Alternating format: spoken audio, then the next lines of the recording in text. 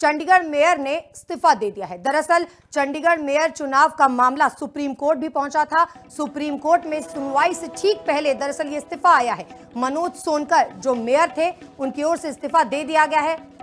उधर आपके 3 पार्षद भाजपा में शामिल हो चुके हैं, यानी नंबर गेम जो है इस वक्त बिल्कुल साफ नजर आ रहा है। दिल्ली पहुंचकर बीजेपी में शामिल हुए हैं ये 3 पार्षद। बीजेपी नेता अरुण सूद ने इस बाबत पुष्टि भी की है। बता दें कि मेयर चुनाव मामले को लेकर आम आदमी पार्टी और कांग्रेस की ओर से जमकर प्रदर्शन किया जा रहा था और इस मामले की सुनवाई सुप्रीम कोर्ट में भी होनी है। खबर पर अपडेट के लिए आशु अनेजा हमारे साथ जुड़ रहे हैं। आशु, चंडीगढ़ चुनाव मामला जो है, मेयर चुनाव मामला सुप्रीम कोर्ट में पहुंचा हुआ है, आज सुनवाई होनी है, लेकिन उससे पहले ही एक जो नंबर गेम है वो सामने आ चुका है और मेयर ने भी इस्तीफा दे दिया है। बिल्कुल जयश्री, अगर बात करें तो 3 जो काउंसलर हैं आम आदमी पार्टी के, वो बीते कल बीजेपी में जाकर शामिल हो गया है। इसी के चलते मेयर मनोज सोनकर है जिनको जबरदस्ती उस चेयर पर बिठा दिया गया। हमने देखा क्या उसके बाद आम आदमी पार्टी और कांग्रेस पार्टी के गठजोड़ में इल्जामबाजी की मामला हाई कोर्ट जाता है, फिर उसके बाद सुप्रीम कोर्ट जब मामला जाता है तो सुप्रीम कोर्ट को लगता है कि ये लोकतंत्र की हत्या है। अब बीजेपी को इसके पीछे हम कहें कि बड़ी रणनीति सोची, बीजेपी ने बड़ी रणनीति बनाई।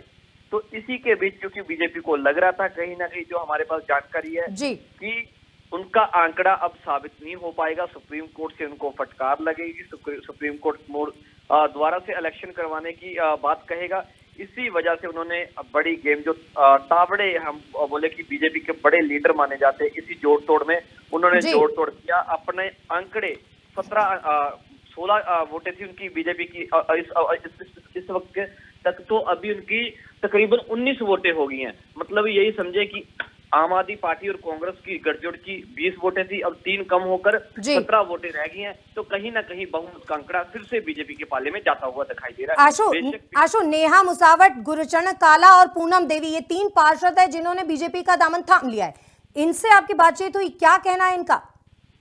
देखिए, बिल्कुल बातचीत तो नहीं हो पाई है, लेकिन इनके कुछ बयान सामने आए हैं। तो कहीं ना कहीं बीजेपी की, जो आमतौर पर देखा जाता है कि बीजेपी की नीतियों से प्रभावित हुए हैं, ठीक है, ये सारी चीजें देश के भविष्य के लिए, चंडीगढ़ के भविष्य के लिए ये सारी चीजें कही गई हैं। पर कहीं ना कहीं जो हम इसके पीछे बड़ी रणनीति मानते हैं, जो बड़े लीडर है बीजेपी के तावड़े, उनके द्वारा ये सारी रणनीति की जाती है। कहीं पर सरकार तोड़नी है, कहीं पर एमएलए को अपनी पार्टी में, ये तमाम ऐसे मुद्दे हैं इस वक्त, चूंकि चुनावी माहौल है और चंडीगढ़ मेयर चुनाव मामला खास तौर से आशु हाईलाइट हुआ था और आपकी ओर से, कांग्रेस की ओर से इसको लेकर के जमकर प्रदर्शन किया गया था। लेकिन अब जो मामला है वो बिल्कुल नया मोड़ लेता नजर आ रहा है। बहुत शुक्रिया आशु इस तमाम जानकारी के लिए। 3 पार्षद आम आदमी पार्टी के अब बीजेपी में शामिल हो चुके हैं।